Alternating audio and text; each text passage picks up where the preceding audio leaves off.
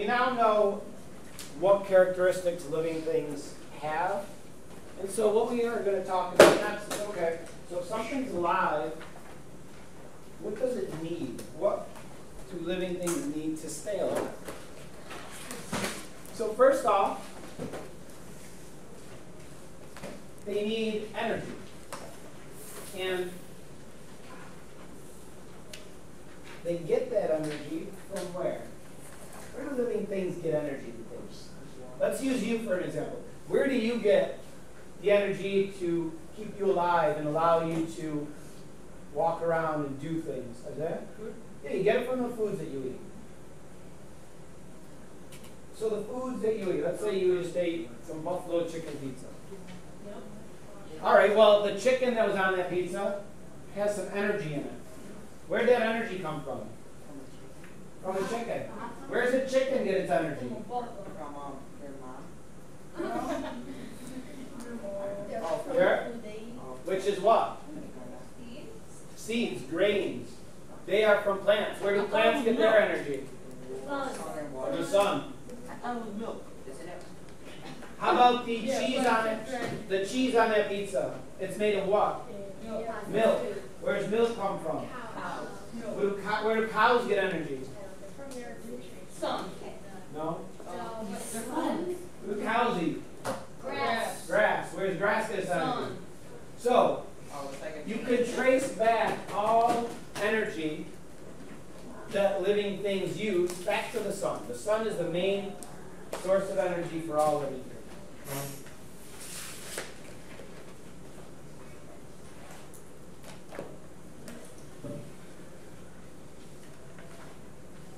What type of living things can use the sun's energy directly? What type of living things can use the sun's energy directly? Garrett? Yeah, plants can. Plants can absorb sunlight and use it to make food for themselves, to make glucose. So plants don't need to eat anything else. They absorb the sun's energy. That's how they get energy. So how do animals get energy? Animals cannot absorb the sun's energy directly. Destiny? By the food they eat. Yeah, by the foods that they eat. They can get it from eating plants or from eating other animals. But like I just did, you can trace back all of this energy back to the sun. The sun is the source of all of the energy on the earth, basically. Roman? Not right now. Okay. So, all living things need energy and nutrients. So that's nutrition. All living things also need water. Water is extremely important to all life. Bless you. And it's important for a few different reasons. First of all, in our body, all of the chemical reactions that happen to keep us alive, almost all of them need water. Doesn't it help stuff turn into liquid? Sort of. It dissolves things. Also,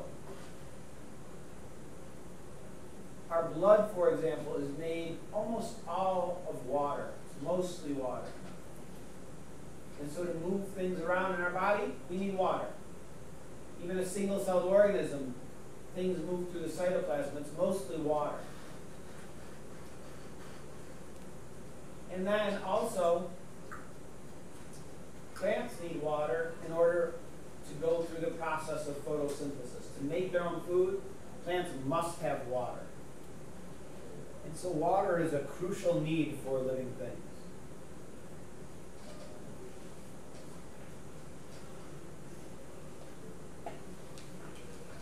Which can you live longer without? Without food or without water, Tyler? You live longer with water, but So without food. yeah. Yeah, so you can live for weeks without food. But you can only live for a few days without water. We use water much more quickly, and we don't store it up in our body like we do energy. And so you need water constantly. As we use it up, as it helps get rid of waste from our body, we need to replenish that water. So water is a very important need of all living things. Living things also need certain things from the air. We call that breathing. We have here this picture of Mr. Arcuri, and it's showing that what gas do we take in from the air? Carbon, no, oxygen. When you breathe in right now, you're breathing in and out. As you breathe in air from the air in the classroom, what do you need out of that air? It's actually made of several gases. Ken, which one do you use? Oxygen. You use oxygen. We use oxygen, so do plants. All living things use oxygen. It's needed for respiration, which we talked about yesterday. Respiration is getting the energy out of the foods that we eat. So all living things need this. Also, plants need something out of the air as well. I know what it is. Grayson? Carbon Yeah, plants take in carbon dioxide from the air, and they use it for photosynthesis.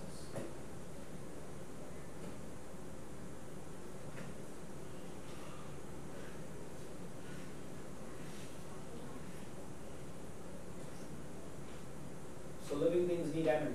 They need water. They need to breathe.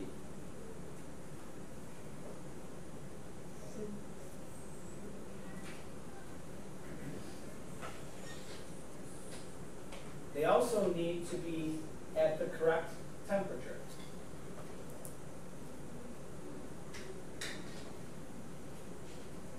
So, really, living space is an area for things to live that provides them with the resources they need. So they need to live in a certain area that gives them the nutrients they need, that gives them the water they need, that has enough oxygen or carbon dioxide for them.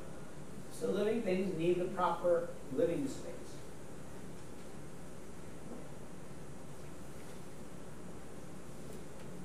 But there are times when there may be many living things trying to get the same resources. A whole bunch of trees trying to get sunlight. Several wolves trying to get a single deer. Many bucks trying to get one mate in a doe. And so if there's limited resources, there will be what we call competition for those resources. A struggle to see which ones can get those resources and which do not. We call it competition. And in nature, individuals are frequently competing with each other for resources.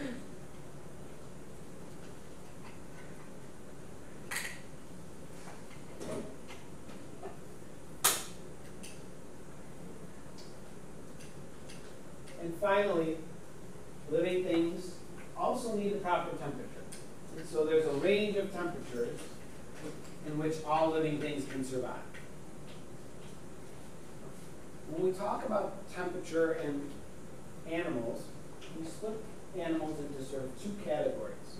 Warm-blooded animals and cold-blooded animals. What, do you know what the difference is? What does it mean if an animal is warm-blooded?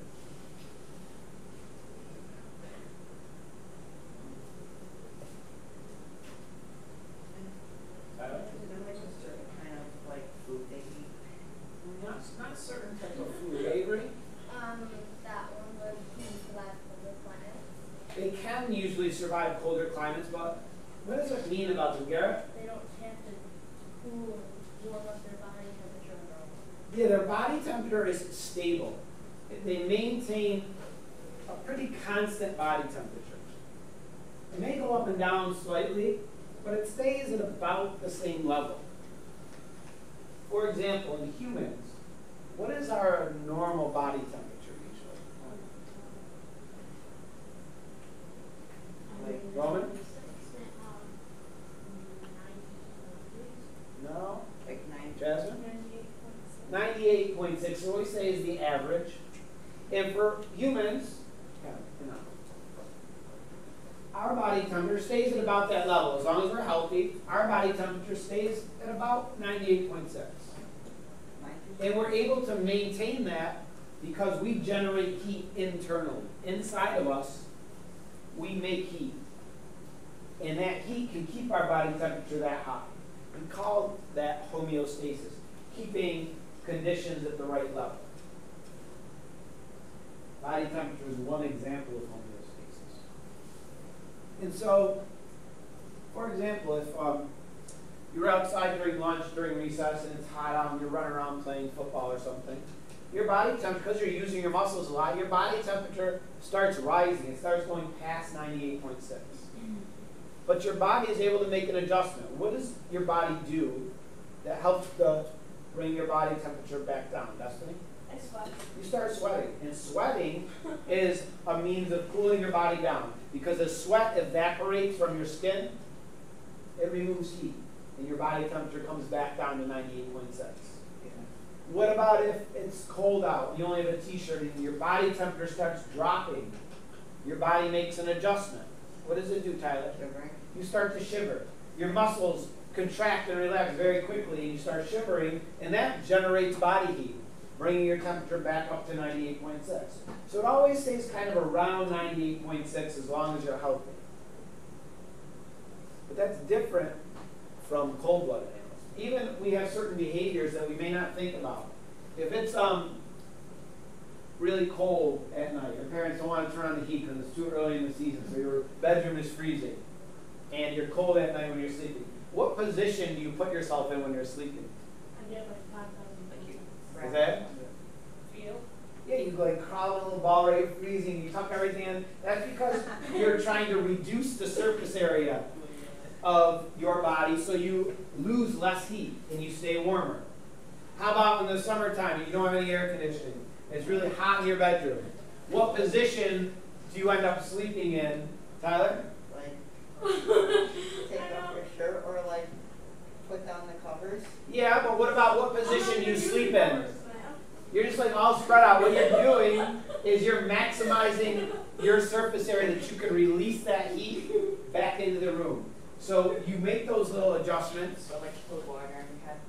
You make those adjustments to help monitor and regulate your body temperature. Cold-blooded animals, they don't have a stable temperature. Their body temperature depends on their environment. Whatever their surroundings are, that's what their body temperature is. They don't maintain one body temperature. What's an example of a cold-blooded animal? Cold-blooded animal. Have you? Roman? Lizard. A lizard? A snake?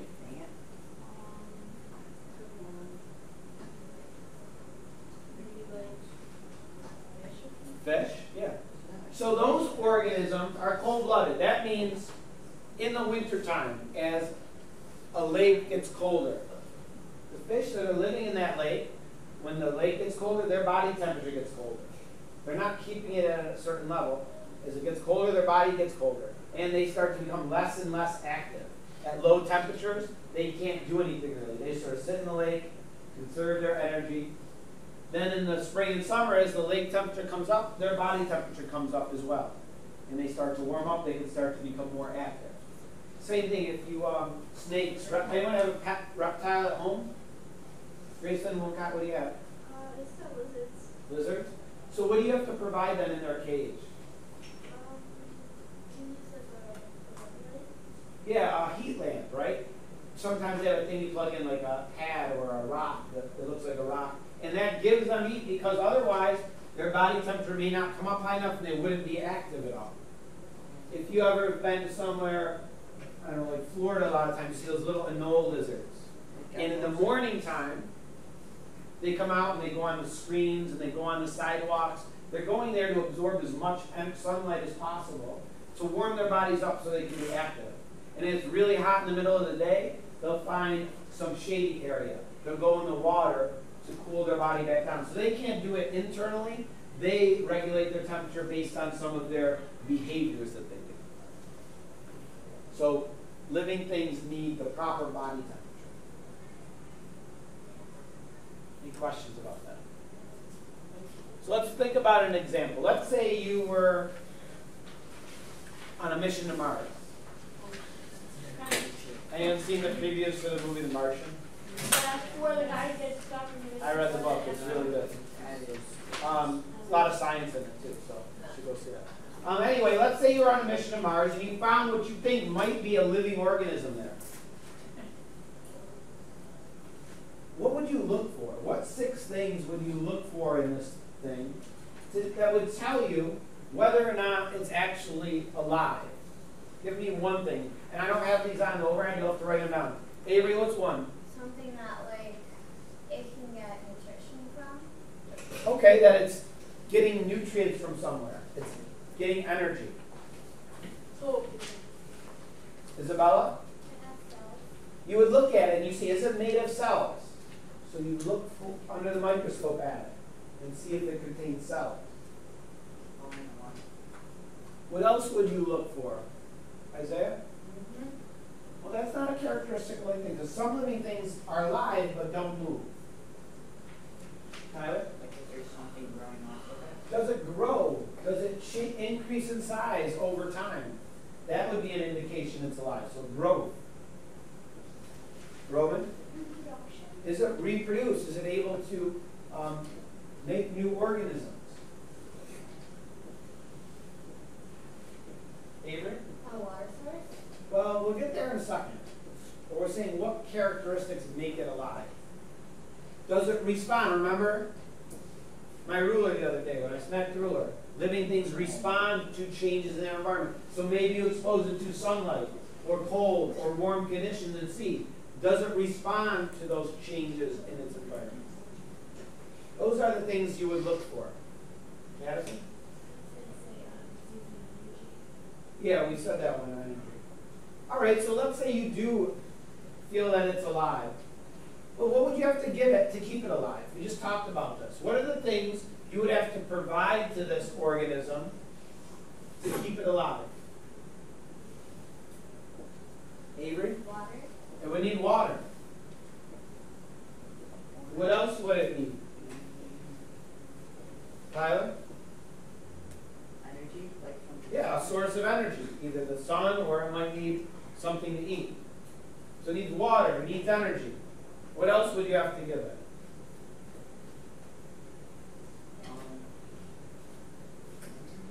We just talked about these needs of life. I know. What? Food. You just said that.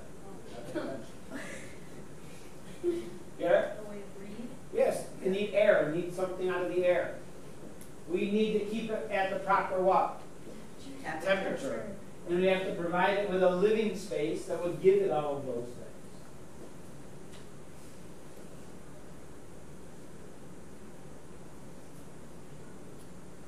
So those are the needs of living things. Living things need a source of energy. They need water.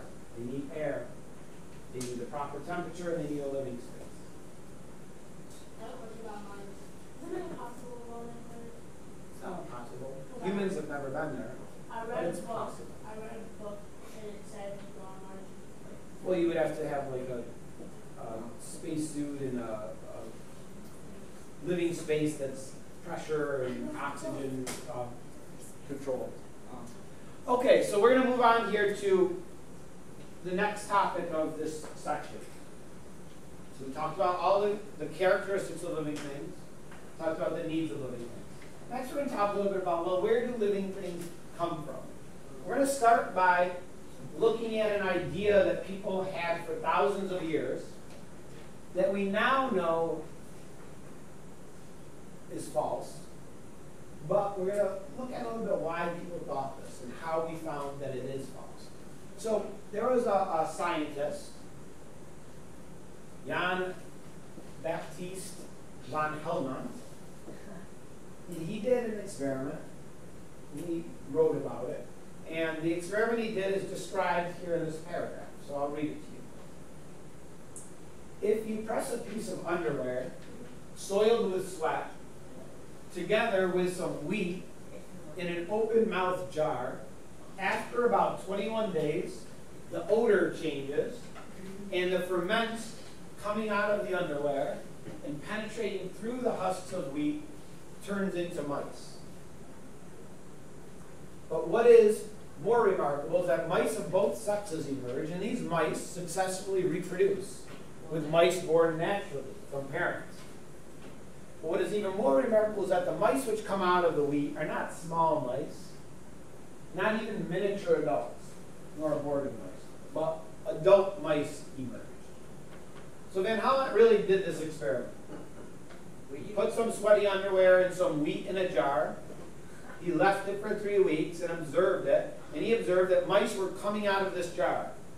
And so his conclusion was that sweaty underwear mixed with wheat turns into mice. So, how do you feel about his conclusion? Stupid. Destiny? He probably should have watched it like the whole time. Why? Okay. Yeah. Because Why? What do you think he would have seen if he watched it the whole time? The the mice. mice would have probably went in there Okay. and then came out. Good. And then when we finally looked at it, they came out. Good. So Destiny's answering question number. So what was probably going on? Yeah, of course. Probably the mice were attracted to the smell, and there was wheat there. I don't know It what was warm. There was a source of food for them. They probably crawled in at some point when he was not looking. And then when he did observe it and saw that there were mice there, that's why he saw them. What was wrong with the way he set up? So Destiny said he could have watched it the whole time. What else could have been done? Tyler? We're gonna put a lid on it and Yeah. put holes. Probably could have covered it. If he had covered it, no mice would have been able to get in. And obviously when he observed it after 21 days, there would be no mice inside. Because we know sweaty underwear and wheat don't turn into mice. I know, that's gross. We know today, and it's sort of obvious to us, that living things, mice or other living things, they come from other living things. That's where living organisms come from. But people, for thousands of years, thought in certain situations, non-living things could turn into living things. This idea is called spontaneous generation. And it's the idea that life can come from non-living matter.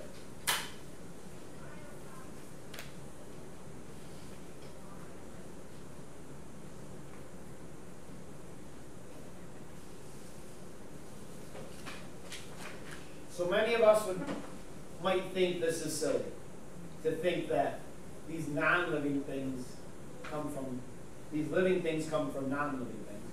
But in many cases, this kind of made sense with some things that people observed. Sometimes people saw that if you took a piece of meat and just left it out, after a few days, all of a sudden there would be maggots that appear there. These tiny little worm-like creatures. Wait, aren't those like... Hold on.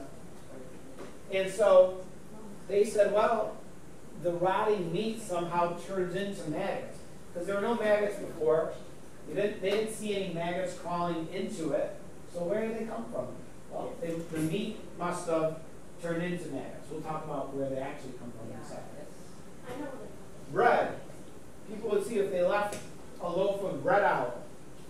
After a few days, it started to turn into this living creature, this mold that grew and produced spores and was all hairy and changed color. So they said this bread, after a certain period of time, turns into this living creature we call mold. They saw that in the springtime, when the snow thawed, out of the areas around ponds, frogs would just emerge from the mud. And they thought that mud, in certain conditions, turns into small frogs. Yes. They saw that if you had some chicken broth and you left it out at room temperature, after a little while, it started to turn color. It started to smell bad. Things started to grow inside of it. They thought this broth turns into these living things, these living organisms. Now we know today there are other explanations for these. Where do the maggots come from? What are maggots? Yeah? What? They come from flies. They're fly-like at my house, every once in a while we throw away meat in the garbage outside, but if we don't seal it up, sometimes I'll go to like put a new bag of garbage in there and I open up and there's maggots in there. It's gross. So, yeah, maggots come from flies. Flies lay eggs on meat, and those eggs then hatch into maggots, which are larvae of flies. Eventually, these maggots turn into flies. Come on. Where does the mold? Is the bread turned into mold? Yeah. Does the bread turn into the mold though? Yeah. It does? So non-living bread turns into this living mold creature? No. No. Where does the mold come from? Avery? Bacteria in the air. Yeah, it's in the air. They're little spores floating around the air, spores of mold. If they land on your loaf of bread, after a little while, the spores start to grow. But it's not the bread turning into that mold. It's that these tiny little cells grew on the bread. So they came from other living cells. How about the frogs in the spring? Does the mud turn into frogs? Does it? No. Where do those frogs come from? They call them frogs. Down the ground. The eggs. What are they doing? Meeting. No? Before they mate, Eating. they're hibernating. Oh. Frogs often hibernate in the mud around ponds, and then once things start to thaw out, they emerge from hibernation. But again, they were there, they came from other frogs. The mud did not turn into these frogs. Yes, Dustin. How sick can you get from eating molded bread? Not sick. I mean, it's not really going to hurt you. It might not taste great, but I don't think mold that you eat is dangerous.